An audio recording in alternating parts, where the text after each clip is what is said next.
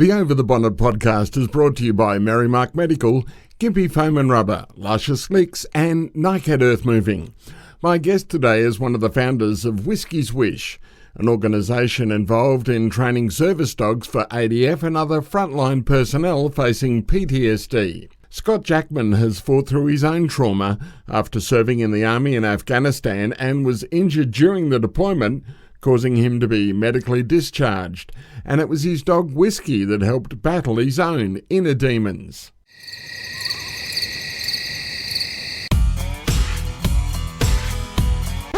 Over the Bonnet with Mark Piepers. Well, at least the guests are good. You'll never know what happens with the conversation when it's over the bonnet. You're kidding me, aren't you? Scott Jackman, welcome to Over the Bonnet. Well, thank you very much, Mark. Mate, I'm going to show this brochure. That's why you're here. It's all about Whiskey's Wish. Yep.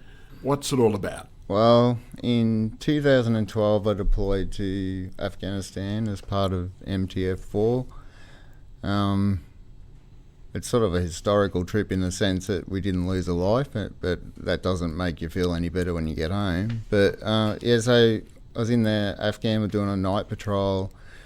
I fell down a mountain, did 2 discs in my neck and 1 in my back. But because I was, didn't want to go home early and wanted to stay with the boys, I just hid my injuries for 6 weeks and then got back to work.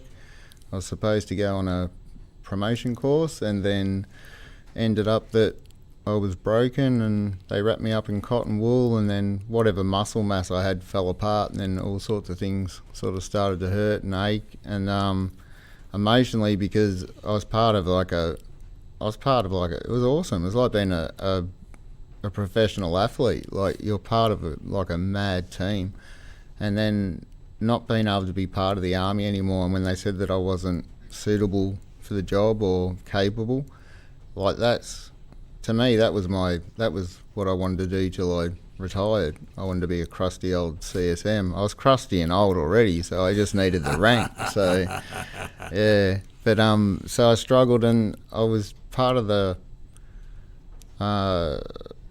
SRC, Soldier Recovery Centre, and they had some dogs there from another group that used to come in every day, and I sort of got, do sit-ups and the dog come lick your face, that sort of thing, and it was really good. And then I thought, well, I might get a dog. So I went through that group, and the dog was trained up in a prison. I went down there, met the dog. Then that was Whiskey, and then Whiskey beat up the dog next to him, and then the girl goes, "I'm so sorry." And I said, I'll take him, he's awesome. So not knowing the rules of service dogs back then, because now that we don't have any dogs in the program like that, that was why my last dog, Roxy, got kicked out. She was too aggressive. And after Whiskey, I got him, and life got a lot better because I had a reason to get up in the morning. I had to feed him, I had to take him out to the toilet. So before that, I used to just see the kids off, see Liz off to work. Then I'd go back to bed and just drink beer all day and gamble. So, it was a really horrible, just a circle. You get drunk, then you get up in the morning, feel guilty for being drunk, then get drunk again, and it just went on and on and on.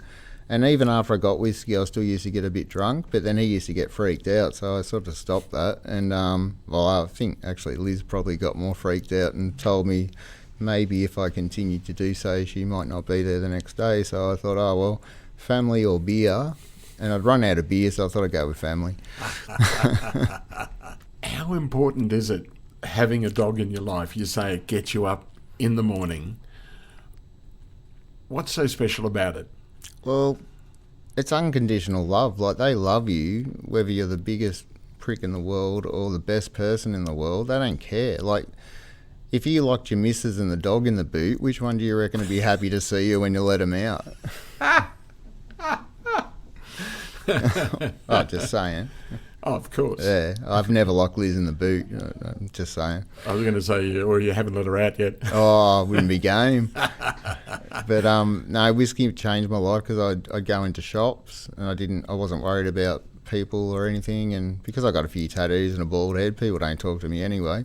But when you got a dog, like, they'll come and go, "Oh, what's the dog for?" And I can't say what I used to say, but Yeah, like I'd just say, look, it's just for me, or I'm training for someone else or whatever. And I sort of, because of the stigma behind PTSD, especially like around 2012, 2013, it was only really, I think, Major General Campbell came out and spoke about it. And once he did, it seemed to like make it a little bit easier. But with that group, like, I'd gone to Canada in 2013 with Soldier On for a Wounded Warriors weekend, and that was awesome, but they never sent another lot because us Aussies got a bit loose. That scar there's from falling down the basement stairs. We don't have basements in Australia. Talk about being a bit loose. Do you need that? Is it an unwind? It was. It really was. Like, it was veterans from everywhere, like America, Canada. The Poms were there, we were there. And it was just, massive. And then, like, the Canadians are such friendly people. We met a family, and then when I got back from Canada, I got whiskey. So I got him about October 2013. Then the next year, because Canada was so great, I took Liz, and I took her the next year to meet the family that I met, and we stayed there for a couple of weeks, and I had someone looking after whiskey. When I came back, he'd lost a lot of weight, but I thought it was just sort of stress. And because we'd been over in Canada, we'd been to Costco, so we thought, I'll go to Costco here, which is really not as impressive as over there. Everything's little here. Over there, everything's big, like massive. So you go get a peanut butter jar, and it's like that. And you come to the Costco here, and it's only like this. So it's a bit of a disappointment, you know. I was a little bit let down. But then while I was there, I was given whiskey a pat on the neck, and I felt like a swollen gland. And I thought, he might have a bad tooth or something. So I took him to the vet, and they did the tests and found out it was a T-cell lymphoma, and he died on October the 7th, 2014. And pretty much after that, because I had no support from that group, and there's no support network, that we decided we'd do it ourselves. So we thought we were doing, and it's been a long sort of ride with Whiskey's Wish. Like, at the start, we made a lot of mistakes and we trusted people too much. And then we had I think the application was 1 page. Now it's like 18 pages. So we've had to put things in place to stop people just wanting to have an accessory, or a dog for an accessory. And they need to have like a referral from their psych or their treating GP to support the dog, to say that they need a dog for support. And it's the emotional support, because when Liz isn't there, like, we've still got 2 dogs at home, but when I had Roxy, she was like there all the time with me, and she followed me, and after she went blind, she had to be touching me all the time. So, and I used to click my fingers and that so she could follow me, and if we could map out a little bit of area, I'd sort of jog around with my little breasts bouncing up and down, and she'd run around behind me while I clicked my fingers. And she was really good. So we started Whiskey's Wish. Our plan was to have like 1 dog in the first year as a prototype, and then 5 years down the track, maybe 20 dogs. I think we're in our 7th year now. Yeah, and we've got 130 dogs in the program. And how does that make you feel? You're helping people. I'm pretty proud. Like, I don't like people telling me, you saved my life. If it wasn't for this dog, it would have, I wouldn't be here. But it's true though. It is true. Yeah. It's so important, because one of the things that I've seen from ex-service personnel, they put a gun in your hand, they say use it, go and shoot people, go and do what the military does, and then they bring you back into civilian life. And as you were taken away early, and all of a sudden you've got nothing. You haven't got the brotherhood, you haven't got the support, you haven't got a lot of stuff. Are we doing enough for our ex-service personnel? No. They teach you how to go to war. They don't teach you how to come home. Like, the Poms and that have got it right. Like, they go to war and then they take them off to Cyprus or somewhere, lock them in a big hangar, give them all the grog they can drink, and then come back and, there's no rank in there, so they can punch on with each other, do whatever.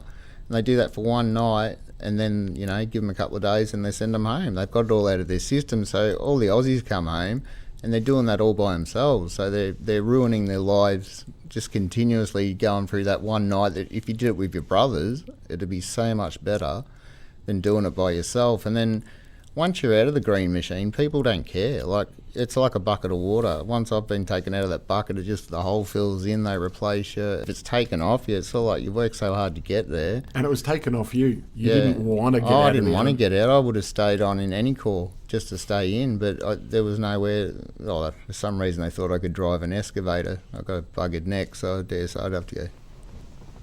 They just didn't know how to look after us. And looking back on it now, like today, they're a lot better at it. Okay. And we've found that with our group, like we've got some really damaged people in our group. Like some of them don't leave home, but now they feel happy at home. So they've got their dog, and then if they have to go somewhere, they'll go out, but they only go with the dog. So, it's different freedoms for different people, because some people like to talk about their dog, some people like to go out and just not be hassled and all that sort of stuff. So unfortunately COVID hit, but we had a big plan to educate a lot of businesses and just the community on what these dogs do and what their role is. So, like, these are your rights, these are the rights of the people with the dog. So everyone's got rights. So what are the rules and regulations with regard to service dogs? It's pretty complicated and convoluted depending on what state you're in, because in Queensland it's under guide hearing assistance dogs. In Western Australia it's under local government. South Australia is the cat and dog board something, and so it makes it really hard for our people, because a lot of them like to travel, like they go by a van. I don't know why, because I wouldn't want to live in a caravan, but some people like that sort of thing and they like to travel. So if you go from one state to the other, or they want to fly, then you get there, and if you've got a dog that's only under the Queensland legislation, then it's not legal in Victoria or any of the other states or territories. So what we did was we decided to go under the Disability Discrimination Act, under Section 54, subsection 7, subsection 9, sorry. And that means that we train the dogs up to a certain level so that they've got basic obedience, they can leave food, and they're under control at all times on the lead, they walk to heel, they don't react to other dogs and all that. And when they get to that point, which you can take from 6 months to 12 months, depending on the age of the dog, because we don't supply the dogs, people bring their own dogs in, so that way they've already got that bond. And a lot of them, if they don't have a dog, will buy a puppy, so it starts from scratch, because no point bringing a 10-year-old dog in, because then you're going to go through all that training and work, and they're not going to last too long, and then they'll have to retire and start again. So we've done it like that. But under the Disability Discrimination Act, you can use that act anywhere in Australia because it's a federal act. So we follow all the rules under that stipulate as to how dogs have to behave in public, etc., and the rights of the businesses, because we have a contract that we have with the hospital, so that the recipient signs it and the hospital staff sign it, so that we know everyone's on the same page. Maybe 50% of our people have had their dog in hospital, especially when they go to like the psychiatric hospitals like Greenbank, and I can't remember, Keith Payne unit, and universities as such as well. But with the hospital, it's really good because they get their own room, the dog's in there, and it keeps them feeling safe. Because a lot of the time, we've had people that used to go for like 3 months at a time, and now they've got the dog, they're only in there for 3 weeks. Wow. So that's made a big difference. So we're only a small group, and we might only be helping 130 people. That's across like veterans, first responders and correctional officers. And I suppose if we had money and COVID hadn't hit, we'd probably have frontline health workers on there as well, because I imagine they suffer from the stress as well. So we've got a good mix of people, but mainly Defence Force, and they are a lot of them really do have a lot of problems, like not just psychological problems but mental problems. And we've got that ranging from like PTSD from combat, PTSD from sexual assault, PTSD from being attacked. It's a whole different, like everyone's different. Everyone's PTSD is different. Even the army people, it's similar, because I turned 50 a while back, and I never planned to live that long, so it sort of left me at a bit of a loss. Like, what the hell am I going to do with the rest of my life? Because I never meant to get this far. Well, if you ask my mum, and she didn't reckon I'd live past 21, so I beat you, Mum. Do you still miss the army? Yeah, I do. My son's in. He's in 6RAR, and I'm sort of living my life through him at the moment. But, yeah, no, I do miss it. But then there's some bits I don't. It's changed. What don't you miss? I don't miss the new rules, like all this, I know it's not probably politically correct, but all this different sexes and all this sort of stuff. Like when I joined, they were boys and girls, and, you know, if you were gay or anything, it wasn't really an issue. You probably knew they were, but you didn't say anything. Because I remember back in the day, it was, well, you just didn't come out in the military. Oh, it was actually illegal back in the 90s, because when I joined up first time in the 90s, they actually asked you if you're a homosexual, and if you were. And the funny thing was, is if you're out in exercise and a young bloke and a medic nurse got it on, they'd be charged with homosexuality. And that's how it worked. So it's gone from that to the way it is now, and like the army paying for sex changes for certain people. And no. Yeah. No. Yes, but you know, like I know they paid for boob jobs for girls that were very, you know, had down in the dumps because their boobs were too small, and they paid for them to have breast enlargement. So, is it important though to keep them happy, keep them in? I don't think it is. I think if you're that confused about life that you don't know if you're in the right body or not, how the hell are you going to concentrate on what's important, like mission specific sort of stuff? Because when you go away, you got to like I had to go away and then pretend I didn't have a family for 6 or 8 months. Do you know what I mean? Like it's like you got to detach yourself from that. And if you're going in there, like, because there's all that big argument about girls being in war and all this sort of stuff, but I serve a lot of girls that were in intelligence and that, and we used to be their security when they went up the hill and listened for enemy chatter and that. And, well, it's fine. There's no problem with that. But, like, you start making it too, like, you know, you can't call this person a him or a her or whatever. It makes it very difficult for the people that are trying to train them to go to war when you're having a war on political correctness. So I don't know where that came from. It just popped out of my mouth. It's interesting, though, that with the rules and regulations, as you say, they are lax. I know the police force, there was a police officer they used to call the Milky Bar Kid. Yeah. Because he was small, had blonde hair and glasses. Yeah. And they used to hate going to a domestic with this bloke. Yeah. And so going to war is a serious business. Mm. Is it too lax? Do you think they've gone too far the wrong way? I think they have. I think they should dial it back a bit. Like, you know, everyone's got a right to their own sexuality or whatever, but maybe some people aren't suited for the military. I don't see why the military has to take on everyone's problems. They're meant to take people that don't have mental problems and then break them, not the other way around. You don't go mental till after you get out. So, but then there are a lot of broken people that do get out. Yeah.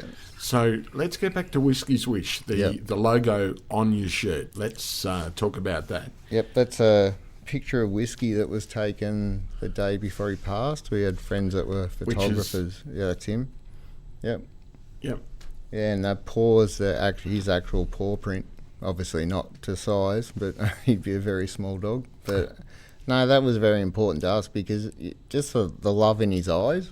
Like, you look at his eyes, and it just says everything about what we do.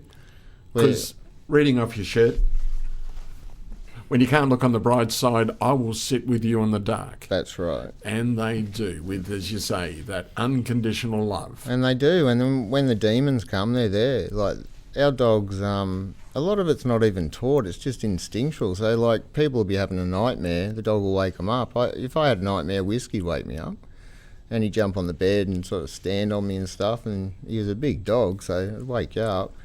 And we've got other blokes, and we try and train them to do it. So if they don't do it, we try and prompt them to do it. So, like, when people are feeling down and horrible, it gives them something to focus on. They go, I'm feeling really shit. I really should get the dog to come and give me a cuddle. And then it all starts to stem from that first little step. And then because they're their own dogs and they're not trained to like 12 months old and then given to someone, because you don't know if that dog's going to get along with that person or not. There's 12 months of them not having anything to do with a dog, and then that dog's in love with their handler, and then they pass them off. So it's a bit of hit and miss. So we thought, well, dogs don't have to be Labradors or Golden Retrievers to be service dogs. They can be any dog. Well, there are a couple of breeds that aren't suitable, but, you know, like the small pugs and stuff. Anything that's too small, it's just a trip hazard. So you really want we don't take anything less than 10 kilos. So that gives people a bit of range, because we get a bit soft and say, right, 7.3, that's close enough. But, you know, like I can't say no to anyone. Like, yeah, as Liz will tell you. How much does it cost to train these dogs? Well, we do it for nothing, but in a money sense, it's probably somewhere between, I reckon, 30 to 35,000 per dog. Really? But see, then we take out the price of actually purchasing the dogs, because that's non-existent. And then, yeah, we just when people bring their own dog, they've got their own personality. That dog suits them, you know what I mean? Like, you know, we've got a skinny little bloke, we'll whip it. It just looks like him. So, you know, best dog for him. We've got a few buff-headed dogs for a few buff-headed blokes. And, yeah, no, the dogs they bring in are really good. But they're temperament tested as well. You can't just bring any dog in. So, like, we temperament test and make sure they're suitable to train. And then once they're suitable, they do all the paperwork, get the stuff in, and then we do everything. It's all online. Because of COVID, we had to go online. So we've got a trainers-only website where they come and they look at all the blogs that we put on, any videos. They put in the training logs and we assess them from there. So there's always communication. With other groups, there doesn't seem to be that constant communication. If I don't hear from someone, you know, for a couple of weeks, then I start ringing them up and saying, well, you know, what's going on? It's not because I, you know, want to annoy them. It's just to make sure they're still going and, you know, try and, you know, puff them up a bit and make them feel a bit better about themselves. And, you know, because a lot of people are really hard on themselves when they train their dogs. They go, oh, you know, a dog's not doing what it's doing. Okay, your dog's awesome. It's doing everything. But they have such high expectations from being in the army or the police force or wherever they came from that they doubt themselves, and because they're not in that job, you know, they got kicked out of the job that they love, they self-doubt. So you're always thinking, I'm not good enough, oh, I don't deserve to have a dog, I don't deserve to have this. And that's just the way people feel. Like, yeah, I don't go out much because I haven't got a dog of my own, but I go out because I do enjoy training the people, because I can see them smile. Like, some people, you can have them for like 4 or 5 weeks, then all of a sudden you see a big smile on their face because their dog did what it was meant to do and they didn't get angry. And that's the whole thing. Like, you got to, I suppose, like a two-pronged effect, I suppose. You see the dog, the person grow. You see the person grow. Does the dog grow as well? Do they grow as a unit? Yeah, they do. They grow as a team. So it's a real team effort. It's not just because the dog might be doing something right, but it might be the person that's not giving the right commands or trying to, you know, and it's very precise too, because if you want a dog to pinpoint an action that a dog does, you have to mark it when it happens. Like, and if people are too slow, then the dog goes, what did I get a treat for? I don't know what it did.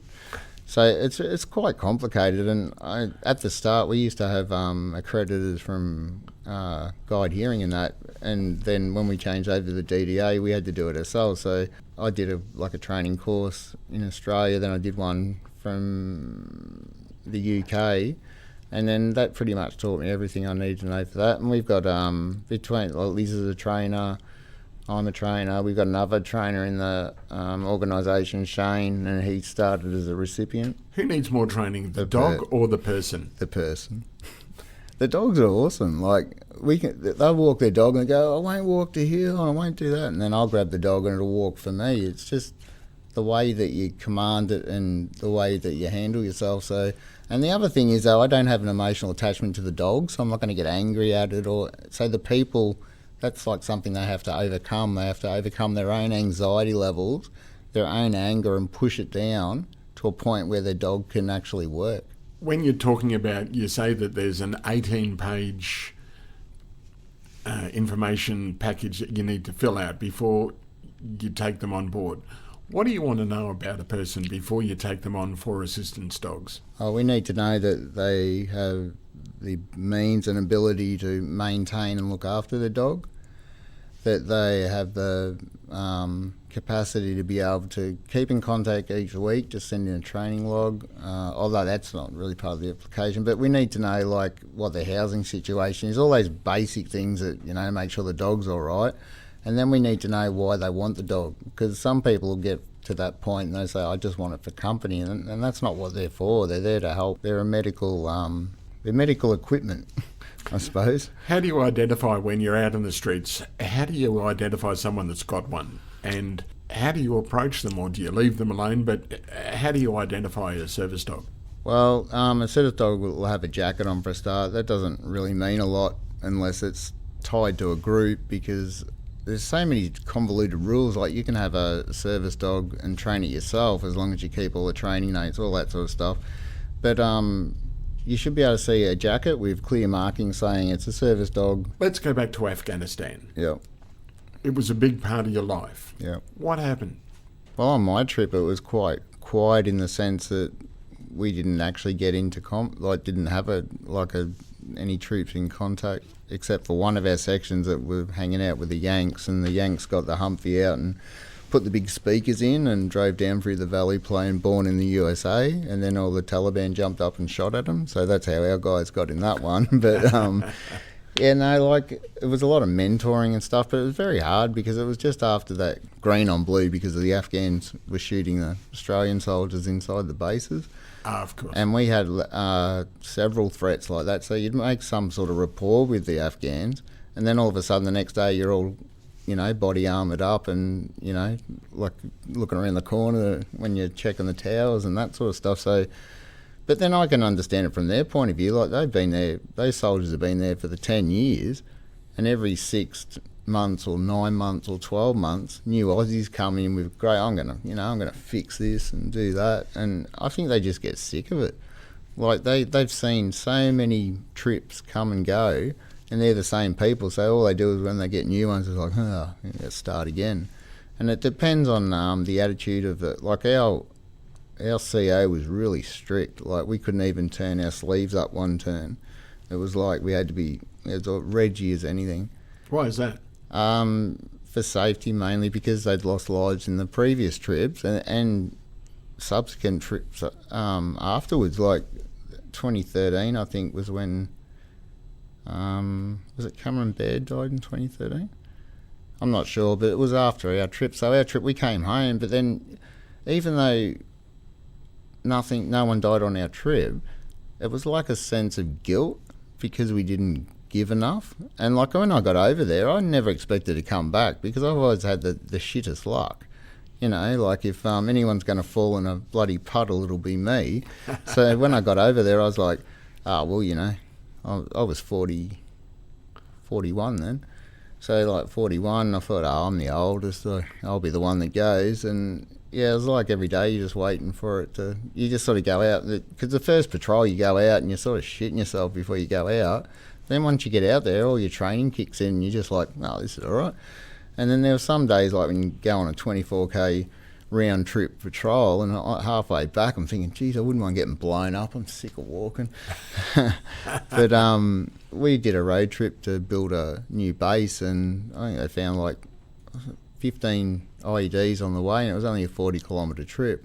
So that was like, I think it was 5 days, and it was just like stop, start. You'd start, and then they'd find another one, stop, start, and then we'd go up the mountain with the girls and listen for the chatter while they blew it up. Then we'd go all the way back down the mountain, and then, you know, back in. And then I think the worst thing that happened to us was one of my boys, he rolled one of the gators, and it landed right on his head. Rolled a gator, that's pretty hard to do. Oh, yeah, well, see, what happens is with the gators, when you got your foot on the accelerator, they go all right, but you take your foot off, they freewheel, and he didn't even know how to drive a car, so he's going down the hill, freewheel, and then rather than going off the cliff, he went into the cliff face on the other side, and it rolled over and landed on his head. Lucky he's a big, tough fella. But we thought he'd had a broken back, and then, of course, because it was one of my guys, I had to get an arse ripping from the CSM because it was my fault, and I said fair enough, and yeah, it was just a. But after that, like, we sort of said as a section, I said, I don't even care if we get into combat now, you know, like, nearly lost a bloke just going down to pick up the secco to come back from orders. So, the rest of the troops were pretty annoyed with us though, because then the gators got banned, so then everyone had to walk up and down the Overwatch. So, yeah, no, that wasn't very popular, but yeah, like we thought he'd had a broken back, but because of the equipment over there so old with the x-rays, it was actually a line on the x-ray machine, so he didn't have a broken vertebrae, which was good, and he fully recovered, and I think he's a corporal now. Yeah, so he's leading his own men, but I saw a lot of bad shit, like... What sort of stuff? Mainly just the locals, the way they live, like that. You know how they got the chai boys, and where they dress up like little boys, like sort of, they don't dress them up like girls, but they put makeup on and all this sort of stuff, make them dance and stuff, and it's just really hard not... They say, look, let them be, it's their culture, we're just here to mentor them, and then you see stuff like that, and then the general in our camp took a new bride, and he was 64 and she was 12. So, like, that was disgusting. Like, I just couldn't get my head around how they... Like, but it's their culture, it's the way they were brought up and that, but I don't understand it. It's the same with... Man Love Thursday's a real thing, because they actually, on a Thursday, they like to make love to each other. Because on a Friday, the medic would be having all these problems with these Afghanis with their doodles that have got a bit of an infection or something because they've been doing naughty things. And I've walked in on them, like oral sex in the towers and all sorts of stuff. Like, I don't know how we're in a society they go, oh, I'm 13, I'm reaching maturity, probably should have sex with my mate.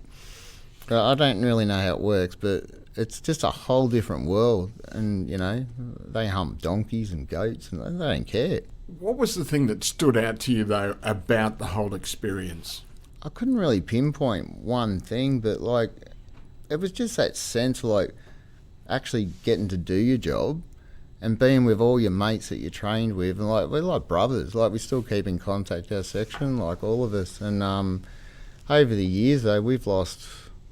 I think, well, you had 2 engineers that were attached to our section that has sadly passed away, one from brain cancer and one from an accidental overdose, and both, you know, like 30-something. We've lost a guy that was in our battalion. He died from a drug overdose. He was a champion boxer and like a really nice guy, and he had an injury and he got removed from the army, and then that injury actually stopped him from boxing again, and he actually held the Queensland heavyweight title for a while. And like that I think that was the end of him. Like, he just, that focus and everything that he had, he just lost it. So, because sport can be a great distraction as well. If you're fit enough to be able to play a sport, it's as good as having a dog. It's just a good way to hang out with mates and stuff. But yeah, like over there, I have to say, like, our trip, the professionalism of the whole trip, because I think it was a Major General, what's that one? Bilton, that's him. Yeah, he when my dog died, he actually came to my house. I don't know why, but he came in to console me, so I thought that was pretty cool. But he was talking about our trip, and I said, you know, I feel really bad because, you know, I feel really guilty that we all went over and we all came home. And he goes, no, it was just the way you were trained. He said you were really well prepared for it, possibly over-prepared, and the funny thing was it was a bad poppy season, so most of the fighters had gone to the other end of Afghanistan. But the stupid thing was, though, we were taking the fingerprints and, you know, doing the retina scans and everything of these people, and because it's not in real time, you've got to load that device up. You could have had like a like one of the bomb builders right there, and it'll pop up on the thing once they load it in. So then that's a week later when you get that report back, that bloke's not hanging around. And we had a lot of restrictions, like when we're doing roadblocks and everything, we couldn't search the women. So we had to make them pull their clothes tight to see, and you couldn't tell with the full burqas whether it was a man or a woman under there anyway. So it really undermined a lot of stuff that we did. Like, we were doing security, but we had so many limitations, and your rules of engagement say that, because we got shot at a couple of times and they landed maybe, I don't know, 50, 60 metres away from us, and like it wasn't a big deal. But the thing was, though, the bloke that shot at us just dropped the gun, turned his back. Once he's done that, you can't shoot him. Even though he shot at you. Why not? Because that's the rules of engagement. You're not allowed to shoot an unarmed combatant. And they could shoot at you, drop the gun, and once they haven't got a gun in their hands, they're not a combatant. Is it difficult not knowing your enemy over there? Oh, yeah. I hate to say it, but they all look the same to me. But that a lot of it's because the women have got their faces covered, so you just don't know. Like like you don't know who is the enemy because they all dress the same, and you can tell the ones that like the scholars and the Because they're not wearing a uniform. No, they don't wear a uniform. They just wear their normal everyday clothes.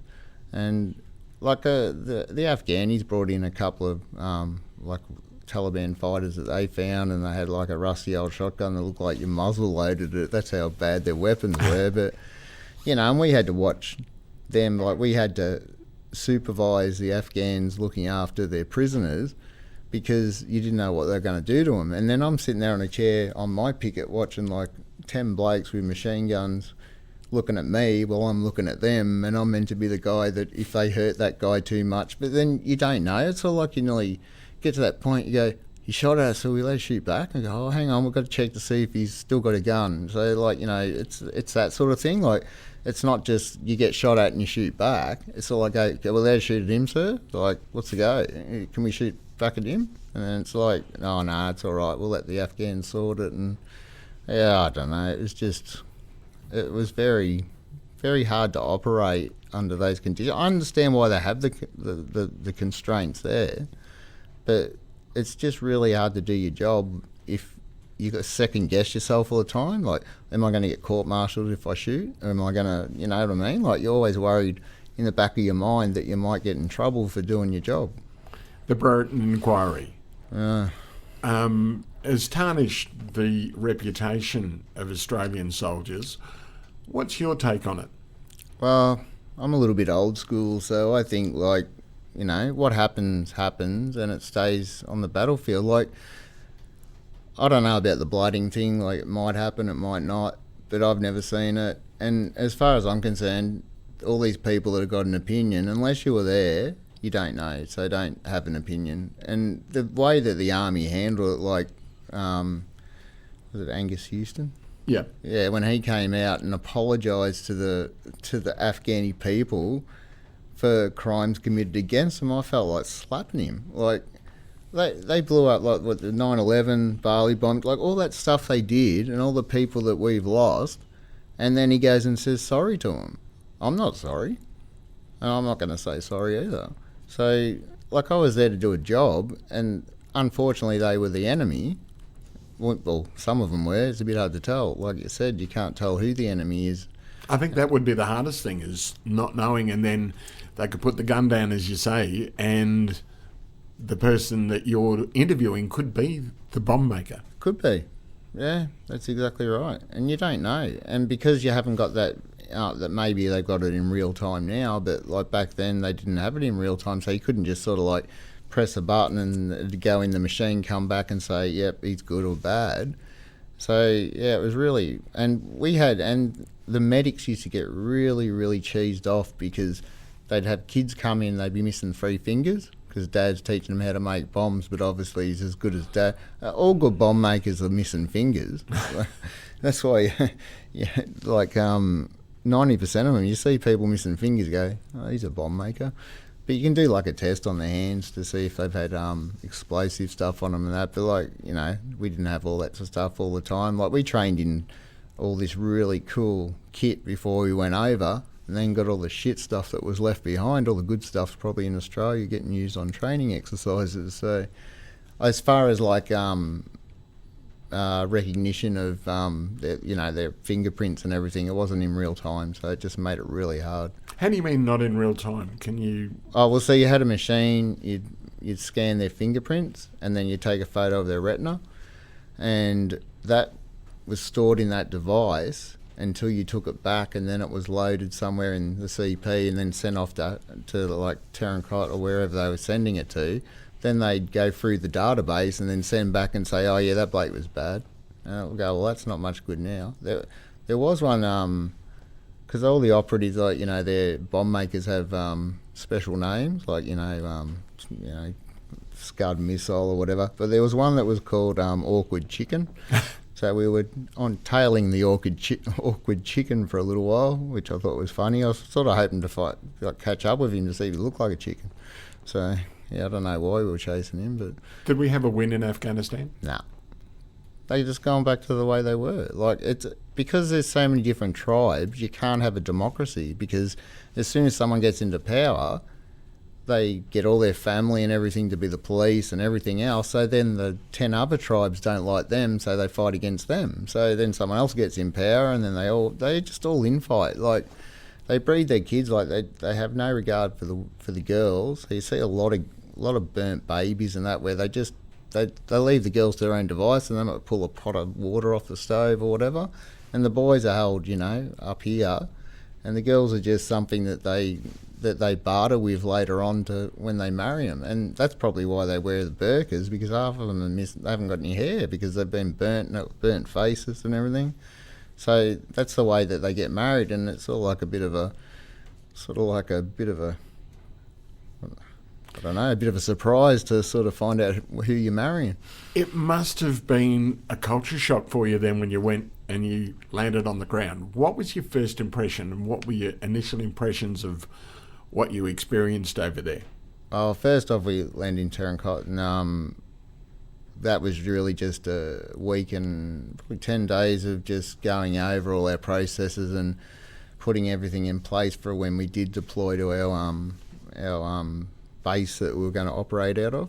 So, like, when I first got there, it was just like business as usual. It was just in a big base, and we're doing all the, you know, the stuff. And then once we left there, because, like, flying into Afghanistan, it was like we had all our body armour on this thing, and as soon as we crossed the border, we all had to put our body armour on, and they throw chaff and do a funny little manoeuvre, and then we all got to where we were going, and we all, so we were, where were we? Terracotta, and then we did a road trip to Wali, so that was only like maybe 12 k's out of Terracotta, but most of the bases are fairly close. There's only a few that are further away, and like once I hit the ground there, like it was just, there's nothing there really, like apart from the green zone around the river, it's just rocks and probably a lot of iron ore that, you know, someone might like to get their hands on, but that's about all there is. And that the grass is so sparse. You go up to a mountain, I know I kicked a tortoise down a mountain because I was so pissed off. It took me an hour to get up there, and I get up there and there's a bloody tortoise. Well, how the hell did he get up there? So I gave him a little flick and made him go down a few feet because I thought tortoises hadn't beaten me to the top of the hill. But they were everywhere. Like, you know, and then you catch them and put your name on them, and then the Afghanis would catch them and eat them. So they'll eat anything. Yeah, it wouldn't matter if it was they're pretty, I suppose it's pretty hard to live there. Like during the winter they store like not just firewood but cow dung, anything to burn a fire. And I know Australia helped put in some pumps and that, so they got water and that sort of thing. So I think we did a lot of good, but when we left, like they got the bases and everything, so, but they're also marked by the Yanks so that if they should be taken over by a Taliban group, they can just wipe the base out. But I don't know whether they'd even bother now. Like I really just think we wasted our time, honestly. Like a lot of lost lives for nothing, because what were we fighting for? Are you disappointed, though, when you say that you got second-class gear when you went over there? You trained with good gear, went over there, and it wasn't. Why is that, and what do you put it down to? Lack of resources. Like, they were a new thing in Australia at the time, because they had they're called the first model was called the Hyde, and the second one was called the Seek. So we were using the Seek, and then when we went over there, we were using the Hyde. So it was something we'd never been trained on, and then you're trying to use it, and it was really hard to, like, you had to get there. It was so hard to take a picture of someone's eye. You pretty much had to get them to hold their eye open to take it, and you had to have them in the right light, and we'd be walking around with like bits of cardboard trying to shadow things, like being in the studio, like trying to get the right lighting and that. And it was just disappointing that we didn't have the stuff that we trained on when we were trained on, you know, the Mark 19, I think the grenade launcher, we used that, and like I don't think I saw one over there. So it's just stuff like that. Like all the commandos and SAS had all the good gear, but I think just infantry troops just get the leftovers. And should the SAS be getting the support because of the Brereton inquiry? Do you think they should be getting more support? Yeah, I think so, because I reckon it'll probably be the end of a few people, because that's gonna. It does. It puts a. Because we got a couple of commandos in that thing, and like even them, like it just makes them think, why the hell do I even bother? Like all that stuff I did, and it's all secret, and I can't tell anyone, so I can't even like let it out to the psych sort of thing, because you can't trust them. Just saying. I don't trust anyone that tries to tinker with my mind. But that's just me. But all of this that you're talking about, then you come back, and it's all about decompressing, and it doesn't seem to be happening. No, well, it was especially bad when we got back, because whoever the chief of the army was then did a big speech and said that was the last trip we'll be ever doing. Everything's going to be just back to non-wartime stuff. And it was like, well, that's no good. I wanted to go back somewhere else and have another crack. And yeah, it was just disappointing. And we came home, and they, instead of, like I was a Charlie company, instead of just keeping us together till we decompress for a week, they split us all up, and we're either in Alpha, Bravo or support, so we all got separated. And it would have been really good to be able to just spend some time with your mates without. Got back on the base, and it was like you've been under different rules, and you had certain like that responsibility of carrying grenades and weapons and all that stuff, and then you come back and start treating you like kids again, and it's just ridiculous. And like I got shitty about that, but then I thought fall in line, do what you got to do. So I went to the doctor, did my thing, found out I was broken, and then everything just went to shit. Like once you're off that list of able-bodied people, there's a real stigma about it, because there were people that were in the battalion when I got home, never met them before, they only just got there while we were away, calling me a malingerer because I wasn't doing training. But I'm lucky to walk. But it just really peeves me, because like I think you deserve like I'm not saying that kids that go to war that's special or anything, but you should at least be able to be treated in a sense that a little bit more understanding, if that makes sense. Like treat us like adults. Like not like we came back and it was just such a total different attitude towards us. Like when we were over there, we were responsible and we could do this and we could do that. You come home and then they just go, nah, you just go. We sat around for weeks doing nothing. They just kept us there, and like we had to wait for the whole trip to come back before we could have like any sort of celebration. So what it was is that the battalion came back in lots. So 1 week one had come back as the same as they deployed. So it was just in order of the way you came home. But we had to sit. I think we were one of the first ones to come home. And we had to sit there for 3 weeks and wait for everyone else to get home before we could really get into anything. And then you have to do your psych interviews and all that. And yeah, a lot of it's just disappointment in how you're treated when you get home. Like to me, it was like and because I was broken, like they're going to replace you because that's the nature of the beast. But I didn't want to be replaced. I wanted to stay there. I didn't care if I was just a shit kicker and I was just pushing the broom. Describe being broken. Well, being broken's more mental than physical, and like I just couldn't wrap my head around anything. Like, and I was so angry, like just angry all the time, because like I come back, like I was saying, you're talking about coming back. Like I came back, and it's sort of like one day you're sleeping in a hab with 12 like this. No, how many's in a section? 10 blokes. Had to have a think then. 4 or 5, might be 10. Yeah, so like 10 blokes, and then you got all these little jokes and that you say, and then I come home and I'd think of something and I'd say it to Liz, and she'd go, what the hell are you talking about? And I go, oh, it was funny over there. But it's just like, I don't know, I suppose it'd be being part of a professional football team or something. If you can't do it anymore, it like that. I can imagine that'd really, really affect their mental state. And like I think that's what broke me. It wasn't. I don't think it was anything else. Look, I've seen blown up people, I've seen dead people, and all sorts of stuff over there. Like, I found a testicle one day. I was walking along and thought I found an eyeball after an ID blast. But then I found out later on it was a testicle, so I was quite proud of that. What was the worst thing you saw? Probably when there was a police checkpoint not far from our base and they got attacked by the Taliban, and when they came in, like, you know, the bits and pieces hanging out and the smells that go with it and everything. And because these guys were so dehydrated and everything, they couldn't get a line into them, so they used like a drill, and they drill a needle into your bone in your leg and they just put it straight into your bone. And like, that's the only time I saw this bloke even flinch. He'd lay there the whole time while they were playing with his guts and everything, and they put this needle in, he just shot bolt upright and then just straight back down again. But they are tough as anything. Yeah, what do you put that down to? Why they're so tough? Yeah. Because they're living like part of the food chain. That they have to survive. Like, they have to fight to survive. They have to fight to be able to get food.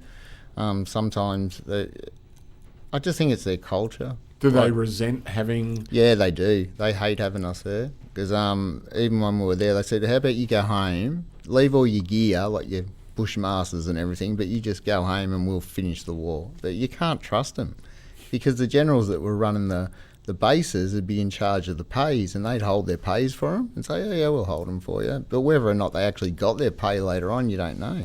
I've heard that they do skim off the top. Yeah, they do. The generals do. They're horrible. Like, when we went there, we had some meat and stuff that was there. They pinched all their good meat, and then they accidentally, I think they did on purpose. I went down to do a shura, so I was like personal protection for the Sarge. Oh no, it was the boss, Sarge. Can't remember. It was one of them. But I went down there just to be security while they talked with the general, and like, they got little lollies. It looks like sugar crushed up and then made into little lumps.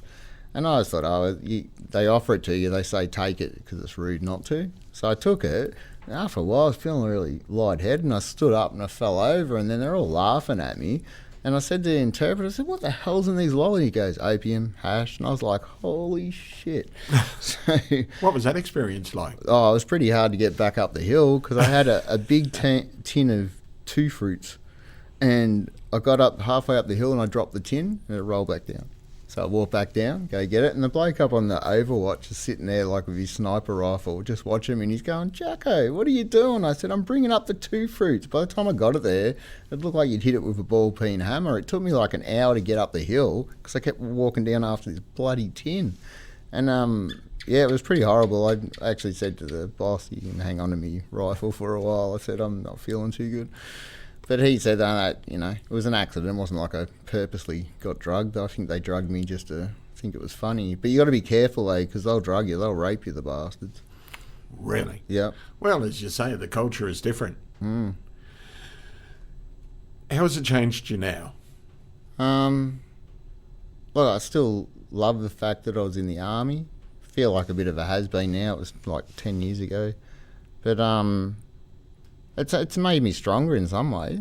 Like, I'm not scared of death. Like, I could die tomorrow. I don't care. I got no regrets.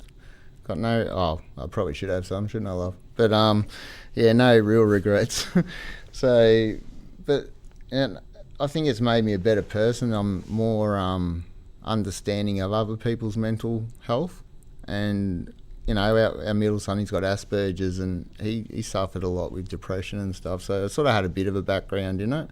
And then, because I was a Lance Corporal, I was pretty much mum of the section.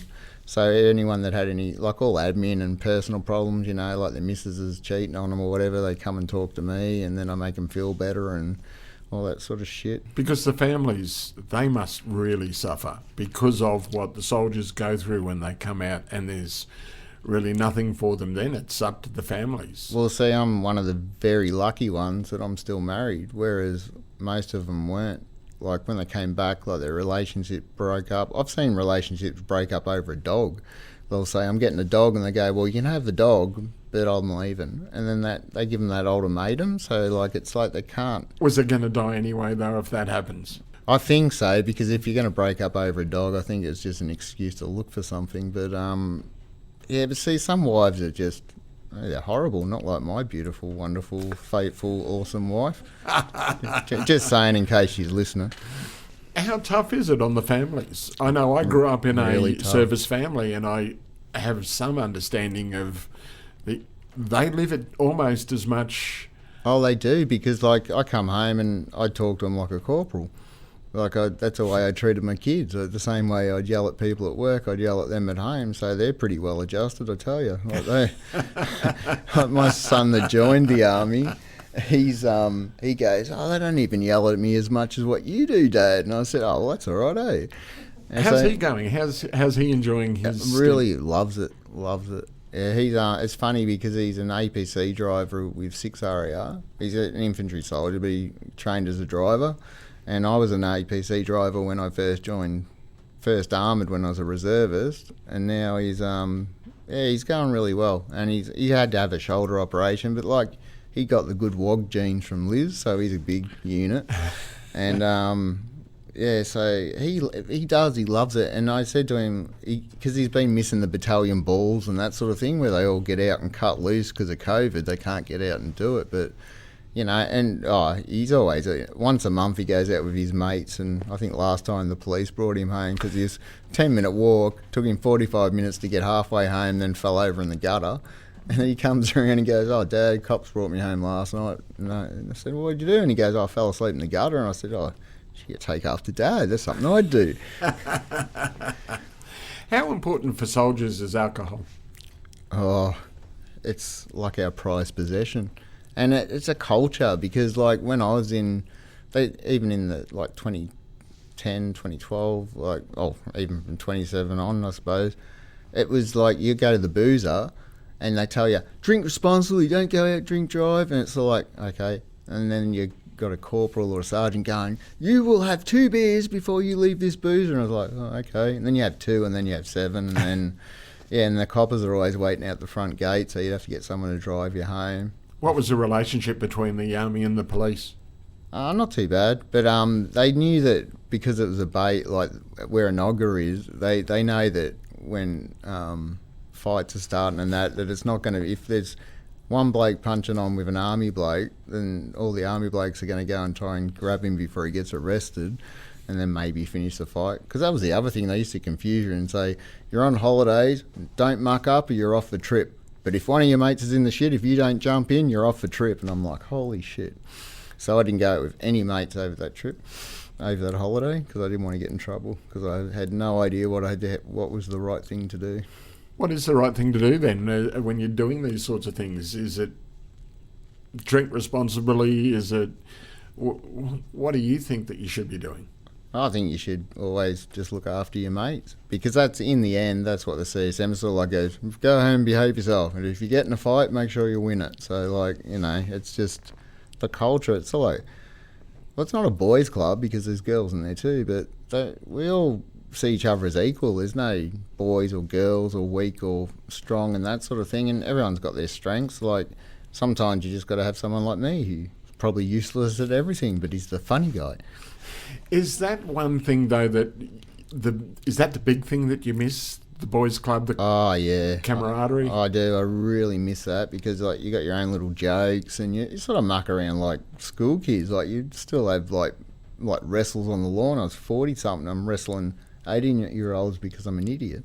But it's just that sort of stuff. Like running around, like run past the OC when you having a run and give him a smack on the bum and say, "Sorry, sir, thought you were someone else." And just that sort of stuff. Let's get back to Whiskey's Wish. Yep. All of this stuff that you've been talking about really lends itself to what you're doing to help these guys that have a big hole in their life. Is it filling the hole? Is it enough? It is. It is filling the hole. Like, I've seen so many people get so much benefit, and then these are people that were like even now, like I get a phone call every now and then, someone says, "Oh, I'm going to kill myself," so I'll go around to their place if they're in Brizzy, or we'll get someone else to go around, or another group if we can't reach them. But I'm always on the phone to people that want to kill themselves. I'm the person they ring if they want to say, "Oh, that's it, I've had enough," and then I jump in the car and then I go to their place and watch them get drunk, and then sometimes take them to hospital depending on what the go is. But yeah, it is really hard. Like, it's and then the dog, they'll say, look, I feel shit, I feel like killing myself. And I say, mate, you just got your dog. What'll happen to your dog? And they go, I couldn't do that to my dog. Probably do it to their missus, but they wouldn't do it to their dog. But we've got guys and girls in there, and they get great. Like, what that dog does for them at home, that's the most important part, really. It keeps them alive because they've got this relationship with it. It's like nearly like on an equal par, because the dog and the person are a unit. They go out as one, and that the team and how they work together is really what it's all about. And the dogs have just got a way of sneaking into your heart. If you're a dog person and you get a dog and you go, I don't know if I'm sure about this. And then once you start doing the training, you see that you can do it. And there's all other people that no one ever asks anyone any questions. They never judge anyone. And if they do, they get shut down and probably told to go away. But it's just such a great bunch of people. Like, they get there, they train, they talk about stuff. So we've got a lot of Poms in there, so I can't understand what they're talking about, because half of them are Geordies and it's all God bless and something and the F word. But we've got a great, because we look after any coalition troops as well that reside in Australia. So if we've got any Yanks, Poms, Canadians, whatever, we'll look after them. They can't help where they were born. with what you, with you, is it therapy for you to be doing Whiskey's Wish? Yeah, it is. Like, sometimes it gets a little bit too much for me, and I just walk away from it for a bit. But that's just the computer work, because I type like this, so it takes me ages to do stuff. So if it gets on top of me, I'll just leave it for a couple of days and go back to it, because I'm still getting back to them within a day or two. Like, if someone rang me up, we'll always get back within 48 hours or 24 hours. Like, we try to get back within 24 hours, because when I was part of the other group, you'd ring and nobody'd answer, and, all you wanted was someone to talk to. Like, my dog's done really good, I did this today, or whatever. Like, you just wanted an ear, like someone just to take the weight of what you're going through. And that's the other thing, like, with our group, like, me and Liz probably do suffer a bit from compassion fatigue. Oh, seriously, like, some of the things that we've heard, like, you take it on board. Like, there's some girls that can't train with boys because of what's happened to them in the past. And then I feel really special, because there's a couple of girls like that, and I'll go in Scott's class, and it's probably because I talk to everyone the same. I don't talk down to or up to, or like, now that I'm out of the army, I go to the gym with a colonel. Like, it could be Colonel Sanders for all I care, because it doesn't matter anymore. But I still do respect the rank. Like, if like Major General or something, I still call them Sir, because they've earned that rank. But how important is it, that hierarchy system in the army, and is it something when you get out that you also miss?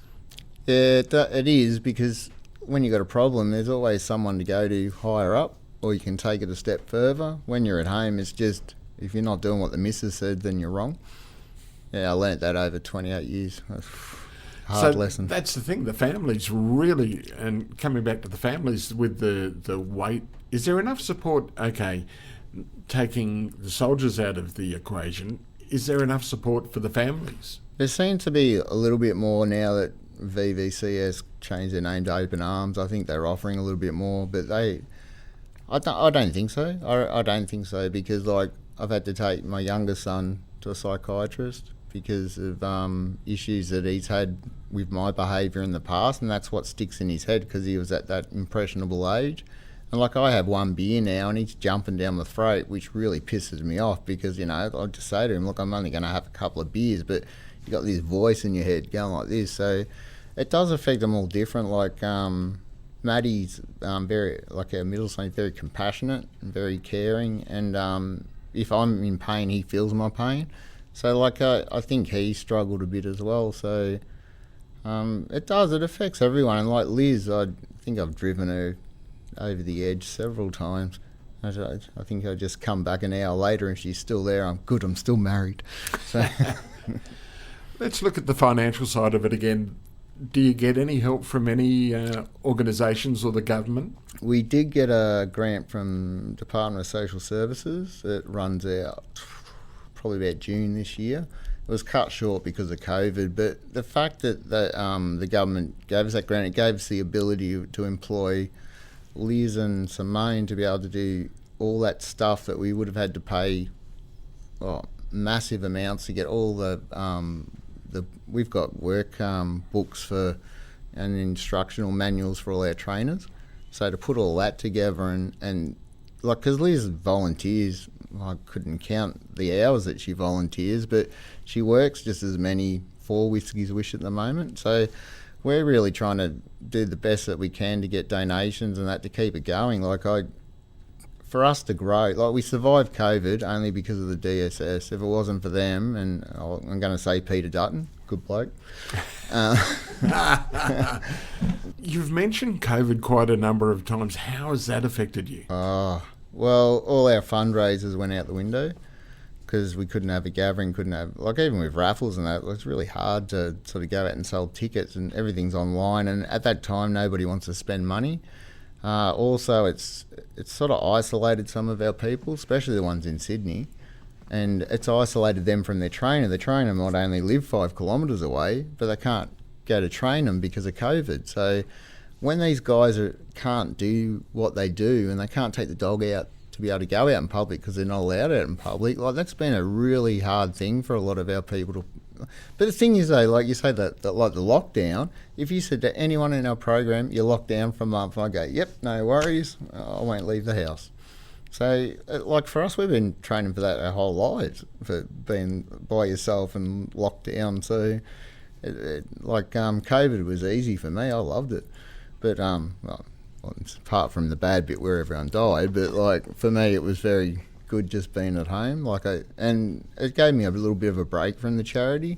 I think I needed a little bit of a break because it was getting very it's emotionally draining sometimes. Like some of these stories that you hear, you just. What's a story that stands out to you that really has touched a nerve for you?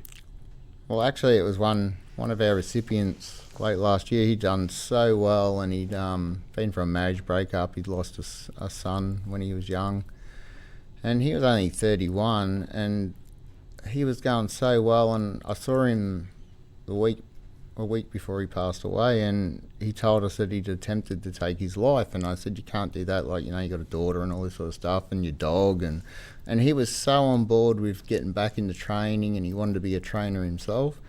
And then a week later, he got a bad dose of coke, and he passed away. And then to me, he was a success story, and it was just a tragic accident that he took too much of something he shouldn't have. And that story sticks out to me. But there's other stories.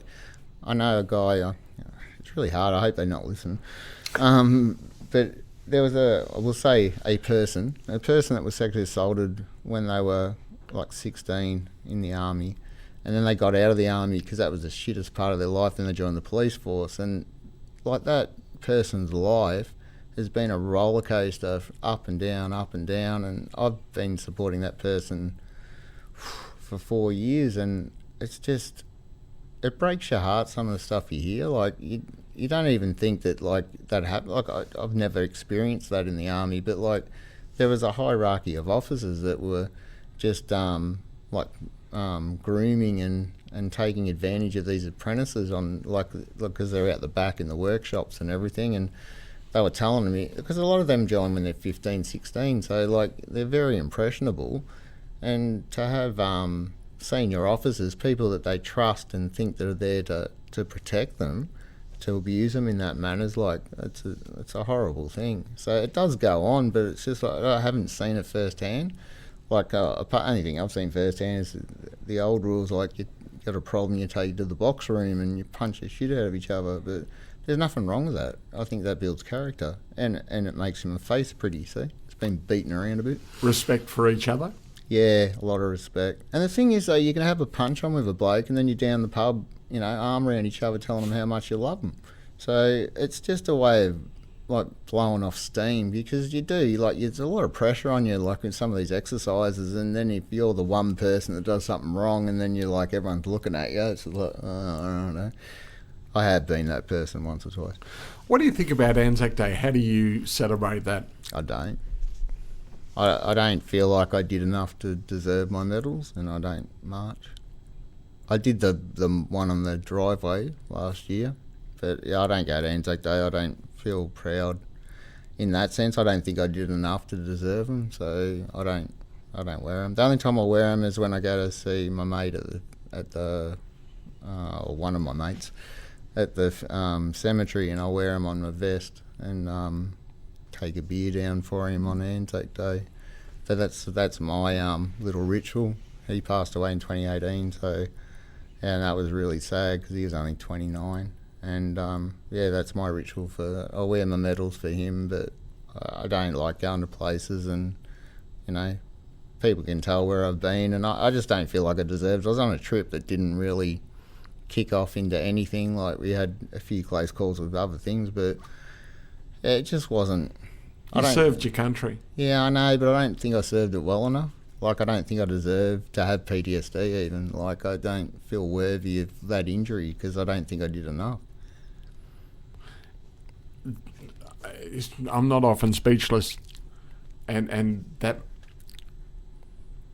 I feel for you. Yeah, but that's something that I carry around all the time. That's always in there, that I never did enough. Because, like all these young people that died over there and died back here when they came home, I would have gladly given my life for every one of those lives. I would, really would. But you can't. And Carrying guilt? Yeah, I carry a lot of survival guilt. Our trip came back complete. Everyone was. We've lost so many off that trip since. Like, it's just ridiculous. Like, and probably 4 or 5 of them I served with quite closely, and some of them were actually attached to our section. So, it's really hard for me to feel like I did something. Like, these guys have been on multiple trips. A lot of them are engineers, and engineers are spread thin over there. Like, they even trained us how to be engineers. So I did a bit of searching for bombs and shit. And if you think that someone pointing a gun at you makes you pucker up, I'll tell you what, when you're searching for bombs, that's even worse. I'd rather get shot at. But I don't know. I got a lot of respect for all the guys I went with. Myself, I don't think I did enough, and I wish I could have my time over again to do it properly. And if I could trade my life for anyone's, I'd gladly give mine for one of theirs. You carry so much and you're giving so much, and I think you've done more than your share, and I think you can know that with Whiskey's Wish you're continuing to give. How can people help? How can people donate to support your charity and keep the work going? Well, they can jump online and you can go to the website and you can donate that way, or... so where do we go to? If someone wants to go to the website, you go to www.whiskieswish.org.au. That's whiskey, WHISKEYSWISH. So it's Whiskey's Wish. And we're also on Facebook as well, so... You can get on there. We also got merchandise and stuff, with like hoodies, T-shirts, and some other things. I think we're getting some umbrellas for some reason. But, we're only getting 50 of them. I'm going to sign every one of them, so they've got a signed and numbered. We number them ourselves. We're pretty laid back because we're not a big charity, but look, we've done pretty well. Like, and when we have the fundraisers, we've got a few groups that do like big bike rides and that. Shepherds Australia do like a baton ride where they go around Victoria and they carry this PTSD baton and they take it to all the RSLs and raise money along the way, but COVID stopped that. So it's really hard. Like, we try to... There's some people get the tins out and we give them a letter so they can use the tins to raise money, and we just do whatever we can. Like, Liz and Simone will go to the markets and they go and try and sell their merchandise, and some people come up and just give you money and say, pop that in the tin or whatever, but it's sort of really hard to ask. Like, I don't like to ask because soldiers don't beg, so I don't like to plead for. If people can give it, I'm happy to take it. I'm not saying that I'm not, but I've never been one to be able to ask for money, and we've survived COVID. I just hope that we can survive this year. Scott Jackman, thank you for your service and thank you for Whiskey's Wish, because you are doing what needs to be done, and I don't think you give yourself enough credit, but thank you for joining us over the bonnet. No worries. Thanks, Mark. Thanks for having me. This podcast is brought to you by Mary Mark Medical. Mary Mark Medical is your local medical practice in Gympie, specialising in quality family medical care. Are you always sick? Ranging from acute medical issues to management of long-term chronic conditions. When you need to get better, even if you have complex health problems, get the right diagnosis with Mary Mark Medical. Contact Mary Mark Medical in Gympie on 54811 873 or find them at 18 Young Street. The podcast is also brought to you by Gympie Foam and Rubber, your local store that specialises in foam cut to size. They've got all sorts of good stuff like upholstery and craft foam, even loose fitting foam. The shop is packed with things like mattresses and pillows. Not so squeezy. Now, they'll help you get down and dirty and save your feet with rubber flooring and mats, anti-fatigue matting, and they have industrial mats and rubber. If they don't have it, Andrew will get it in for you. Plus, for Over the Bonnet listeners, mention the show and ask for your discount, and you'll receive 10% off the price. That's right, 10%. Only for Over the Bonnet listeners when you mention the show, and you have to ask for your discount. That's at Gympie Foam and Rubber. We can't go without mentioning Luscious Licks, 100% fruit ice cream. You can find them at local markets and all sorts of events. They are a really delicious alternative to conventional ice cream. With Luscious Licks, it's completely dairy-free, gluten-free, and with no added sugar, because there's nothing added. And best of all, it's guilt-free, and it tastes great. Look out for Luscious Licks in the pink marquee at a market or event near you. And finally, the show is brought to you by NICAD Earth Moving, that specialises in roadworks, house pads, site cleanups, land clearing, dam construction, even dewatering and swamp drainage. I didn't even know you could do that.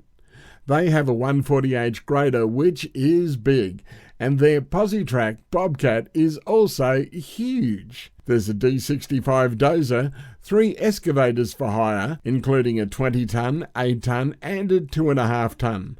Plus, they provide side truck hire and even have a roller and a water truck. So contact Carl Dakin at NICAD Earth Moving on 0488 228806 and the earth will move for you.